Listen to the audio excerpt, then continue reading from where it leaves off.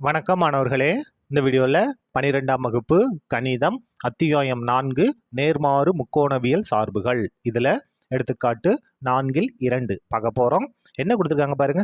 Sine inverse of 2இன் முதன்மை மதிப்பு இருப்பின் அதனை கண்டறிய. முதல்ல இதுக்கு முதன் மதிப்பு இருக்கா இல்லையான்னு பார்க்கணும். இருக்கிற மாதிரி இருந்துச்சுன்னா அது என்னன்னு நம்ம கண்டுபிடிக்கணும்.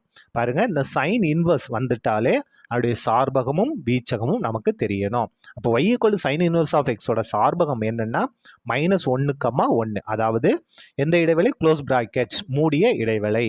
-1 வரும், +1 அதுக்கு இடைப்பட்டது வரும். இதோட வீச்சகம் பாருங்க, -π/2 +π/2. இது என்னது? க்ளோஸ் பிராக்கெட், மூடிய இடைவெளி. -π/2 வரும், +π/2 அதுக்கு இடைப்பட்டதும் வரும். சரியா? இப்போ பாருங்க, நமக்கு இந்த சைன் இன்வர்ஸ் வந்துச்சுன்னா அந்த மதிப்பை நம்ம பார்க்கணும். என்ன இருக்கு? 2 இந்த சார்பகத்தில் இருக்கா?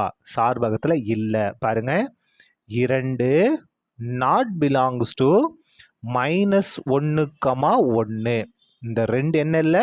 இந்த சார்பகத்தில் இல்லை. -1 +1 வரைக்கும் தான் 2 கிடையாது. இந்த 2 இல்லாதனால therefore sin inverse of -2க்கு என்ன கிடையாது?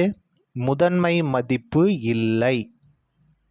முதன்மை மதிப்பு இல்லை. சரியா? அவ்வளோதான். இந்த கணக்கு முடிந்தது. நன்றி.